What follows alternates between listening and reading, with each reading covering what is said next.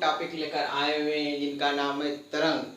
ठीक है, एक कोई भी वनडे एग्जाम हो, कोई भी वनडे एग्जाम जैसे डिफेंस हो या सिविल हो या आईआईटी हो या एआईट्रिपल हो या यूपीटी हो या आईईआरटी हो या पॉलिटेक्निक हो या कोई रेलवे का ले लीजिए, बैंक का ले लीजिए, कोई भी वनडे एग्जाम आप ले लीजिए। ठीक है, जिसमें एक से दो क्वेश्चन फिक्स पूछे जाते हैं, पूछे जाते हैं। इसको हम आप लोगों को एक बेसिक से लेकर एडवांस की तरफ से सिखाने का प्रयास करेंगे। वीडियो को शुरू से लास्ट तक जरूर देखिएगा। चलिए स्टार्ट करते हैं। क्लासिफिकेशन ऑफ वेव्स, तरंगों का वर्गीकरण। ठीक है, तरंगों का वर्गीकरण देखिए, माध्यम के आवश्यकता के आधार पर, कंपन के आधार पर, ऊर्जा के आधार पर और बीमा के आधार पर। ठीक है, यानी तरंग को इतने तरह से डिवाइड किया गया है। किस किस के माध्यम की आवश्यकता के आधार पर, माध्यम की आवश्यकता के आधार पर, कंपन के आधार पर, ऊर्जा के आधार पर, बीमा के आधार पर। ठीक है, चलिए देखते हैं माध्यम के आधार पर कौन कौन से हैं। माध्यम के आधार पर विद्युत चुंबकीय तरंगे या विद्युत चुंबकीय तरंग को इंग्लिश में बोलते हैं इलेक्ट्रिक मैग्नेटिक वेव्स, शॉर्टकट में बोलते हैं AMW। ठीक है, इसी को बोलते हैं विकिरण ऊर्जा या अयांत्रिक तरंगे। क्या? अयांत्रिक तरंगे। ठीक है, अब इसी में दूसरा पार्ट है यांत्रिक तरंगे या प्रत्यास्थ तरंगे बोलते हैं। ठीक है, अब देखते हैं अगला। कणों के कंपन के आधार पर दो प्रकार के होते हैं, कौन कौन? अनुप्रस्थ तरंगे और अनुदैर्ध्य तरंगे। ठीक है, फिर अगला ऊर्जा के संचरण के आधार पर, दो प्रकार की होती हैं, प्रगामी तरंगे और अप्रगामी तरंगे। उसी प्रकार बीमा के आधार पर एक बीमी, दो बीमी और त्रिबीमी, इतने प्रकार से तरंगों को डिवाइड किया गया है। क्लासिफिकेशन यानी इसका वर्गीकरण किया गया है। ठीक है, चलिए अब देखते हैं विद्युत चुंबकीय तरंगे या EMW इलेक्ट्रिक मैग्नेटिक वेव या विकिरण ऊर्जा या आंतरिक तरंगे। अगर देखा जाए तो तरंग को संचरित होने के लिए माध्यम की आवश्यकता हो भी सकती है और नहीं भी हो सकती है।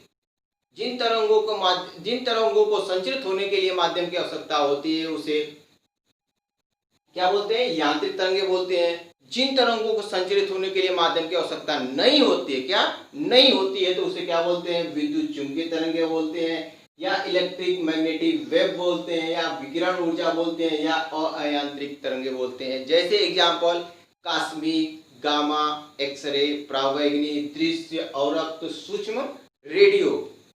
चलिए अब ये तरंगे हैं कास्मिक, गामा, एक्सरे, परावैंगनी, दृश्य, अवरक्त, सूक्ष्म, रेडियो। तो इसका सबसे अधिक तरंग दैर्घ्य किसकी होगी, सबसे अधिक चाल किसकी होगी, सबसे अधिक आवृत्ति किसकी होगी और विकिरण ऊर्जा सबसे अधिक किसकी होगी। एक एक करके हम तरंगों का वर्गीकरण करके और इसका हम लोग के दैनिक जीवन में क्या उपयोग है, इसका उपयोग भी देखेंगे। चलिए हेडिंग लगाइए, विद्युत चुंबकीय तरंगे या इलेक्ट्रिक मैग्नेटिक वेव या विकिरण ऊर्जा या आंतरिक तरंग। ठीक है, इतने नाम से हम जानते हैं किसको? विद्युत चुंबकीय की तरंग। चलिए देखते हैं इसमें कौन कौन सी तरंगे आएंगी। नंबर 1 कास्मिक, गामा, एक्सरे, परावैंगनी,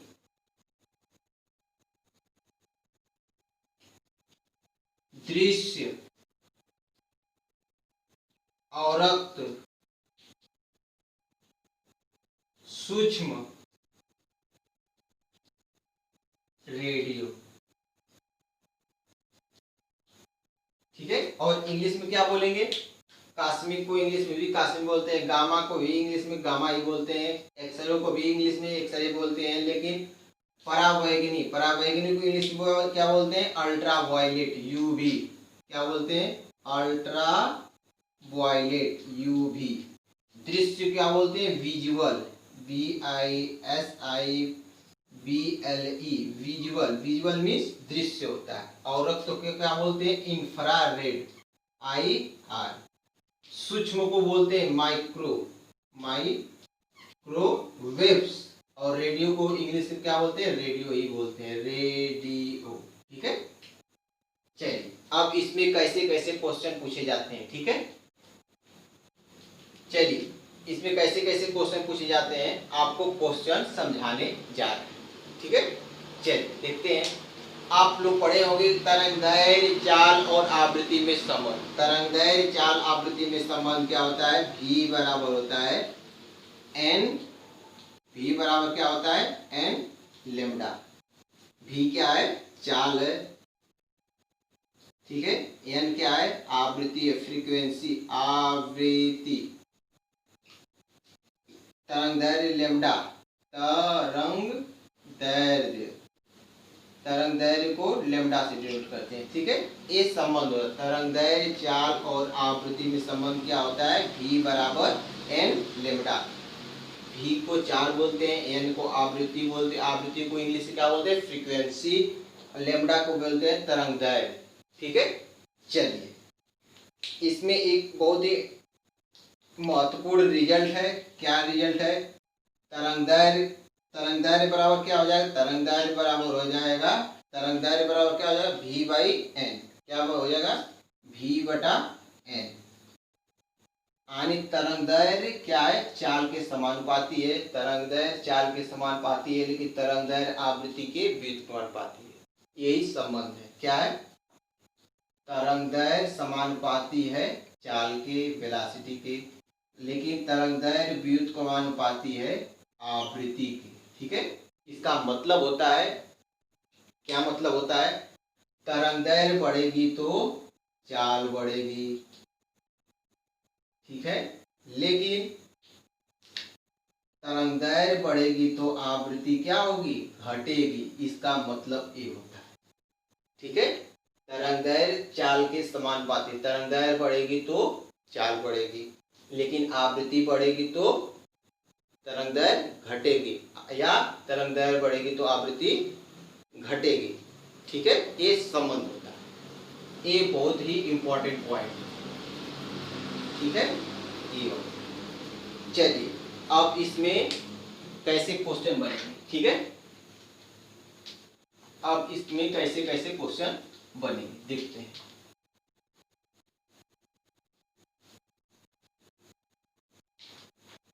चलिए देखिए, तरंगदैर्घ्य और चाल का बढ़ता हुआ क्रम क्या हो जाएगा, तरंगदैर्घ्य या चाल, तरंगदैर्घ्य का बढ़ता क्रम बोले या चाल, चाल को किससे डिनोट करेंगे, v से। ठीक है, तरंगदैर्घ्य का बढ़ता क्रम या चाल का बढ़ता हुआ क्रम क्या हो जाएगा, ऑर्डर क्या हो जाएगा, क्या हो जाएगा, ये हो जाएगा। आज सबसे अधिक तरंगदैर्घ्य किसकी होगी, रेडियो की। ठीक है, सबसे अधिक तरंगदैर्घ्य किसकी होगी, रेडियो की, फिर उसके बाद सूक्ष्म की, फिर उसके बाद अवरक्त की, फिर उसके बाद दृश्य की, फिर उसके बाद परावैंगनी की, फिर उसके बाद एक्सरे की, फिर उसके बाद गामा की। ठीक है, तरंगदैर्घ्य का बढ़ता क्रम बोले या चाल का बढ़ता हुआ क्रम बोले।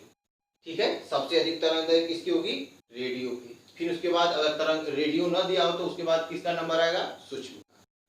ठीक है, आने एक ऑर्डर आपको किसी तरह न किसी तरह याद होना चाहिए। ठीक है, मान लीजिए 4 ऑप्शन दे दे, सबसे अधिक तरंगदैर्घ्य किसकी होगी, याद है तो रेडियो को लगाएंगे, क्योंकि रेडियो की सबसे अधिक तरंगदैर्घ्य होती है। मान लिया रेडियो आपको न दे, ये 4 ऑप्शन दे दे, दृश्य दे दे, परावैंगनी दे दे, एक्सरे दे दे, गामा दे दे, पूछ ले इन सब में सबसे अधिक तरंगदैर्घ्य किसकी होगी, किसका नंबर आएगा, दृश्य का। ठीक है, चलिए आज तरंगदैर्घ्य पूछे या चाल पूछे, सबसे अधिक किसकी होगी, आप ये ऑर्डर सीक्वेंस क्रम रहेंगे तो किसी अनुसार किसी तरह क्वेश्चन घुमा के पूछे बता सकते हैं। चलिए अब आवृत्ति का क्रम देखते हैं। अब आवृत्ति का क्या हो जाएगा,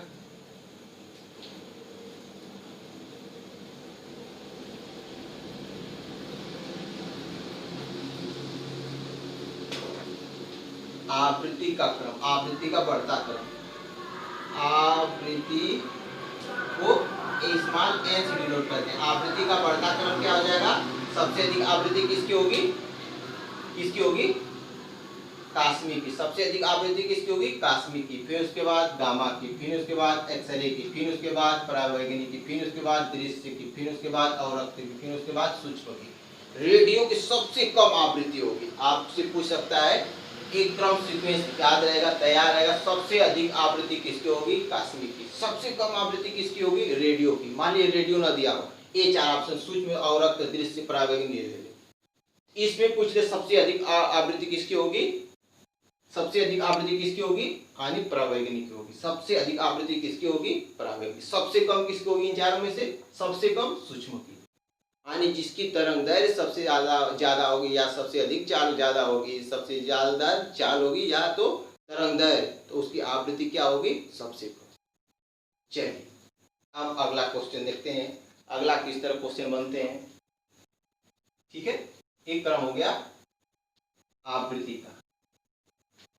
ठीक है, चलिए अब चलते हैं दृश्य। दृश्य में आपका सातों बिग बिग्योर, यानी violet, indigo, blue, green, yellow, orange और रेड। बिग बिग्योर यानी सातों रंग इसमें आ जाएंगे दृश्य में। ठीक है, दृश्य, दृश्य क्या बोलते हैं? इसमें आपके सातों कलर आ जाएंगे। बिग VIBGYOR, violet, indigo, blue, green, बिग बिग्योर, योर। ठीक है, सातों, 3 4 7। Violet, indigo, blue, green, yellow, orange और रेड। ठीक है, इसमें आपके सातों कलर आ जाएंगे। इसमें क्या होगा? इसमें कैसे क्वेश्चन पूछेंगे? देखिए, इसमें 3800 एंगस्ट्रॉम से, क्या 3800 एंगस्ट्रॉम से तरंग दैर्घ्य होती है, 3800 एंगस्ट्रॉम से 7800 एंगस्ट्रॉम तक। क्या 3800 एंगस्ट्रॉम से 7800 एंगस्ट्रॉम तक तरंग दैर्घ्य होती है। यानी सबसे अधिक तरंग दैर्घ्य किसकी होगी? रेडियो की, रेड की, यानी लाल की। सबसे अधिक चाल किसकी होगी? रेड की, यानी लाल की। सबसे कम आवृत्ति किसकी होगी? रेड की। या सबसे अधिक आवृत्ति किसकी होगी? वायलेट की, बैगनी की। ठीक है,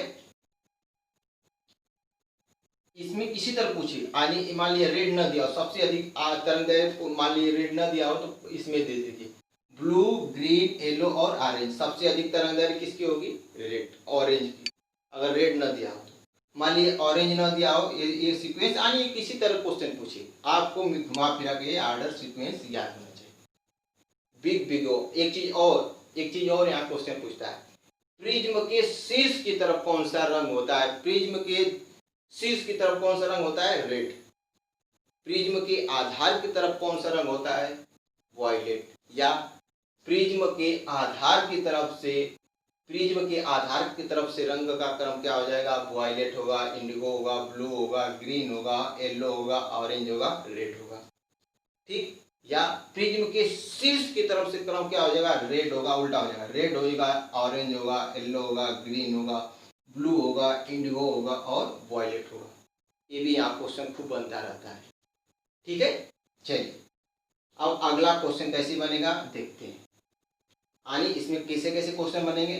तरंग दैर्घ्य सबसे अधिक किसकी होगी? सबसे अधिक चाल किसकी होगी? सबसे अधिक क्रांति कोण किसका होगा? सबसे अधिक अपवर्तनांक किसका होगा? सबसे अधिक तरंग दैर्घ्य किसकी होगी? 6 कंडीशन, इसमें 6 तरह के 6 टाइप के क्वेश्चन बनेंगे। चलिए देखते हैं, चलिए देखते हैं। सबसे अधिक तरंग दैर्घ्य किसकी होगी? रेड की होगी। ठीक है, सबसे अधिक चाल किसकी होगी? रेड की होगी। सबसे अधिक क्रांति कोण किसका होगा? रेड का। और सबसे कम तरंग दैर्घ्य किसकी होगी? बैगनी की, यानी बिग बिग्योर, ए वाला ऑर्डर, वायलेट, बिग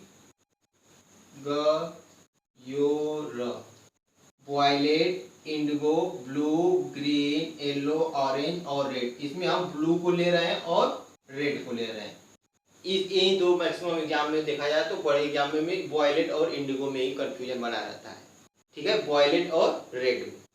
ठीक है, चलिए देखते हैं सबसे अधिक तरंग दैर्घ्य किसकी होगी? सबसे अधिक तरंग दैर्घ्य किसकी होगी? रेड तक। इसीलिए रेड रंग का, लाल रंग का सिग्नल लगाया जाता है ताकि इसका प्रकीर्णन नहीं होता। प्रकीर्णन फैलता नहीं है। ठीक है ना? क्या तरंग दैर्घ्य सबसे अधिक किसकी होगी? रेड की। यानी प्रकीर्णन बहुत कम होता है, यानी फैलता टूटता नहीं है, इसीलिए सबसे दूर तक दिखाई देता है, रेड रंग का सिग्नल लगाया जाता है। ठीक है, इसलिए तरंग दैर्घ्य सबसे अधिक किसकी होगी? रेड की। सबसे अधिक चाल किसकी होगी? रेड की। सबसे अधिक क्रांति कोण किसका होगा? रेड का।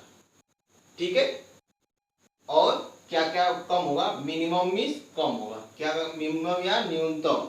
ठीक है, तरंग दैर्घ्य कम किसकी होगी? बैगनी की। चाल किसकी कम होगी? बैगनी की। क्रांति कोण किसका कम होगा? बैगनी का। एक कम होगा यानी न्यूनतम होगा। mx मतलब मैक्सिमम यानी महत्तम। चलिए अब अगला देखते हैं, अपवर्तनांक सबसे अधिक किसका होगा? रेड का या वॉयलेट बैगनी का? सबसे अधिक अपवर्तनांक किसका होगा? बैगनी का। सबसे अधिक विचलन कोण किसका होगा? वॉयलेट का, बैगनी का। सबसे अधिक आवृत्ति किसका होगा? बैगनी का। और सबसे कम अपवर्तनांक किसका होगा? रेड का। सबसे कम विचलन कोण किसका होगा? रेड का। सबसे कम आवृत्ति किसका होगा? रेड का। यानी सीक्वेंस देखिए, क्रम, तरंग दैर्घ्य, चाल, आवृत्ति जिनका मैक्सिमम है वही बैगनी में उसका तीनों मिनिमम है, और अपवर्तनांक, विचलन और आवृत्ति जिनका रेड का मिनिमम है वही बैगनी में वो तीनों मैक्सिमम है। ये सीक्वेंस सेट करके बनाया गया है। ठीक है, ताकि कंफ्यूजन ना रहे। अगर एक को याद कर ले रहे हैं तो अगला आंसर अपने आप दे देंगे।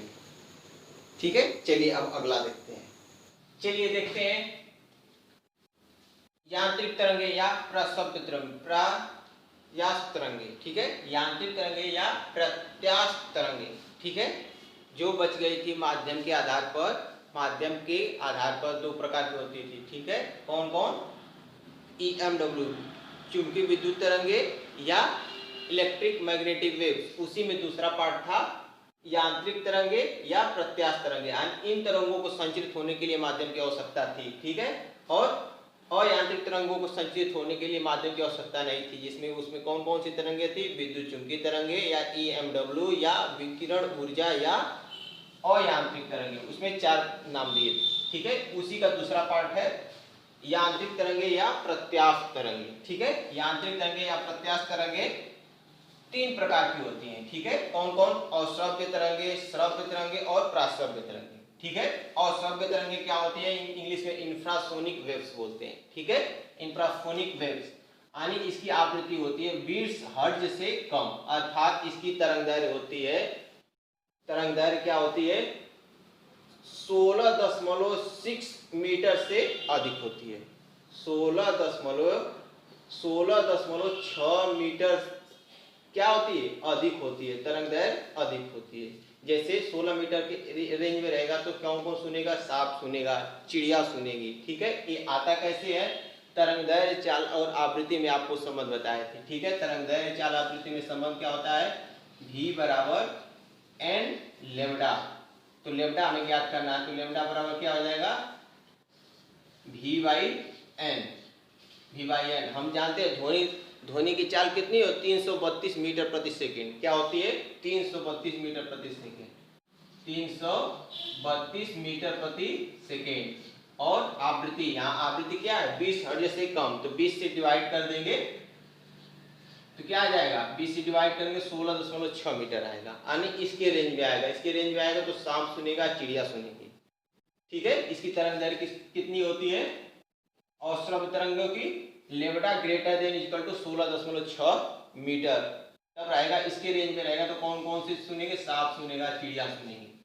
ठीक है, उसी प्रकार आता है नंबर 2 इसी में श्रव्य तरंगे। श्रव्य तरंगों की आवृत्ति कितनी है? 20 हर्ट्ज से 20,000 हर्ट्ज के बीच, अर्थात इसमें क्या कर देंगे? 20 से 20,000 हर्ट्ज से डिवाइड कर देंगे तो 1.66 सेंटीमीटर से 16.6 मीटर के बीच आएगा। इसी में मनुष्य सुनता है। ठीक है, किस पूछता है, डायरेक्ट क्वेश्चन पूछा जाता है, किस तरंगों को, किस ध्वनि तरंग को मनुष्य सुनता है? यानी और श्रव्य तरंगों को यानी ऑडिबल वेव्स को मनुष्य सुनता है।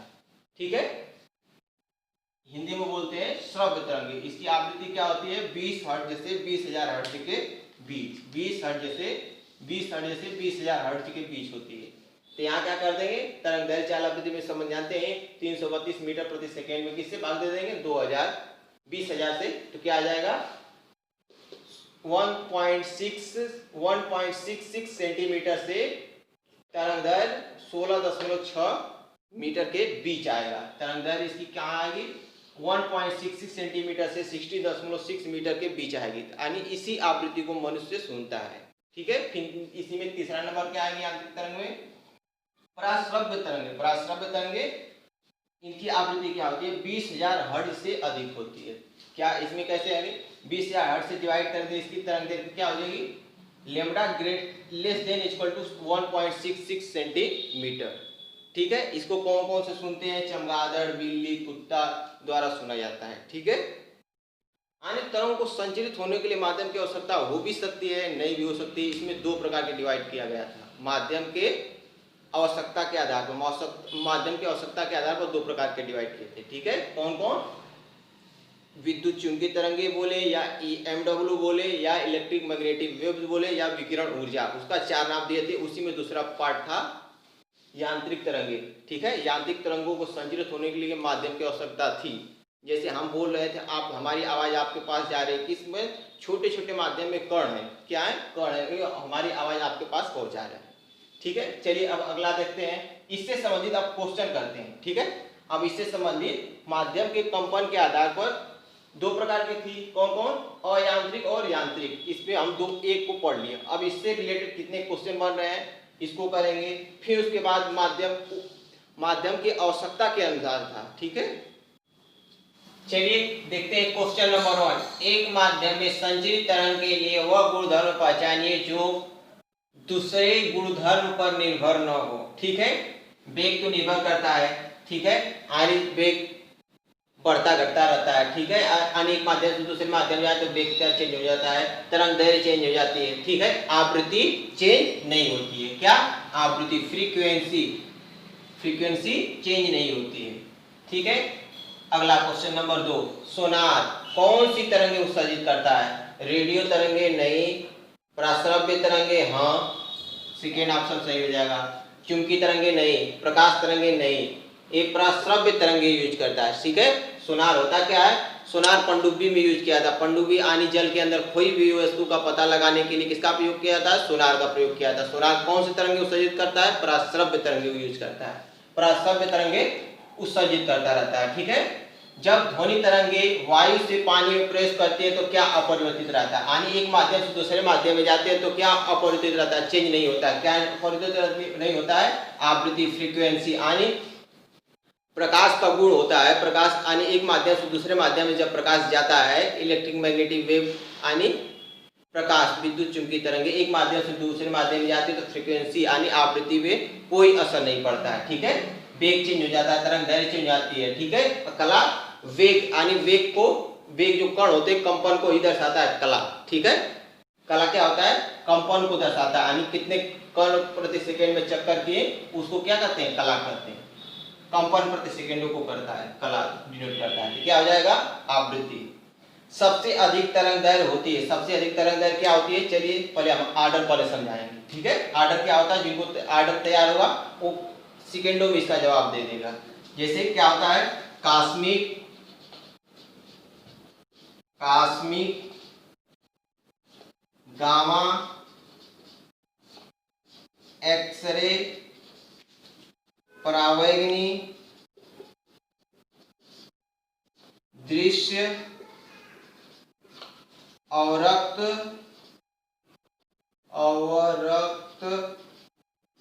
सूक्ष्म,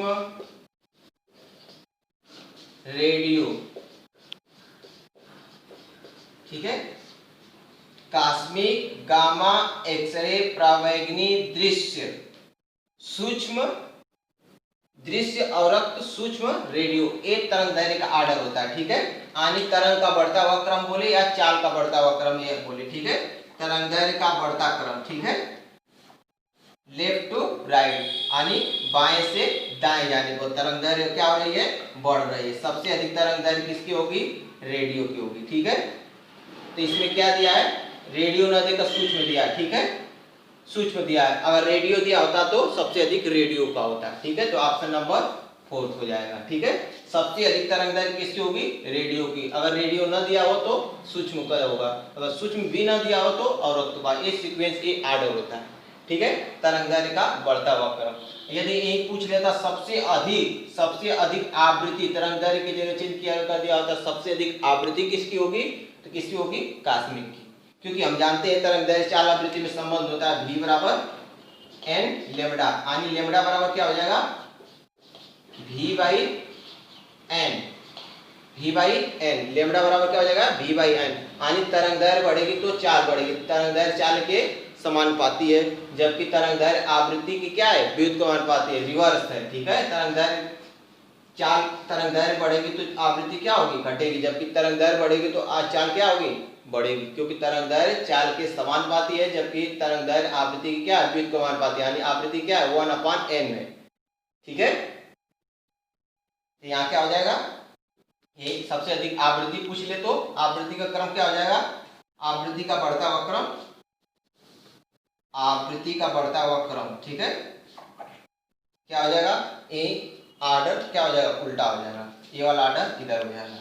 सबसे अधिक आवृत्ति किसकी होगी? कॉस्मिक की होगी।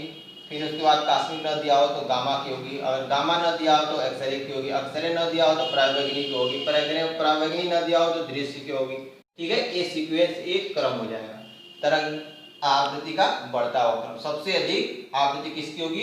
कॉस्मिक की। सबसे कम आवृत्ति किसकी होगी? रेडियो की, ठीक है। और तरंग दैर्घ्य सबसे अधिक किसकी होगी? रेडियो। और सबसे कम आवृत्ति किसकी होगी? रेडियो। और सबसे अधिक आवृत्ति किसकी होगी? कॉस्मिक की। एक सीक्वेंस है। चलिए अब देखते हैं क्वेश्चन नंबर 5। क्वेश्चन नंबर 5, कौन सा कथन यथार्थ है, यानी कौन सा कथन सत्य है, ठीक है। कौन सा कथन सत्य है, ठीक है। वायु में प्रकाश और ध्वनि तरंगे दोनों अनुप्रस्थ होती है, नहीं, गलत है, ठीक है। वायु में प्रकाश और ध्वनि दोनों तरंगे अनुदैर्घ्य होती है, ये भी गलत है, ठीक है। प्रकाश और ध्वनि दोनों तरंगे निर्वात में संचरित होती है, संचार हो सकते हैं, नहीं, केवल ध्वनि तरंगे। यानी हम बोल रहे हैं हमारी आवाज आपके पास किसके माध्यम से आ रही है? माध्यम के अनुसार जा रहे हैं, यानी ध्वनि के लिए आवश्यक है, नेसेसरी है माध्यम, लेकिन प्रकाश को संचरित होने के लिए माध्यम की आवश्यकता नहीं है। जैसे आपको बताए थे माध्यम के संचरण के आधार पर कॉस्मिक, गामा, एक्सरे, परावैंगनी, दृश्य, अवरक्त, सूक्ष्म और रेडियो, ठीक है। वायु में ध्वनि तरंगे अनुदैर्घ्य होती है, जबकि प्रकाश तरंगे क्या होती है? अनुप्रस्थ होती है। एक कथन सत्य, यानी ये क्वेश्चन बहुत ही बढ़िया इंपॉर्टेंट क्वेश्चन है, ठीक है। बहुत एग्जाम में पूछ लेता है, कंफ्यूज हो जाते हैं। वायु में ध्वनि तरंगे क्या होती है? अनुदैर्घ्य होती है, जबकि प्रकाश तरंगे क्या होती है? अनुप्रस्थ होती है। ये ऑप्शन सही है, और ऑप्शन सही है। चलिए अब आपको क्लासिफिकेशन यानी तरंगों का वर्गीकरण बताए थे, यानी तरंगों का क्लासिफिकेशन, क्लासिफिकेशन ऑफ वेव्स, ठीक है। तो उसमें आपको 4 पार्ट में डिवाइड किए थे, माध्यम के आधार पर, कणों के कंपन के आधार पर, और बीमा के आधार पर, और ऊर्जा के आधार पर। यानी 3 पार्ट अभी बचा है। 3 पार्ट का अगला वीडियो आपको मिलेगा। जय हिंद, जय भारत।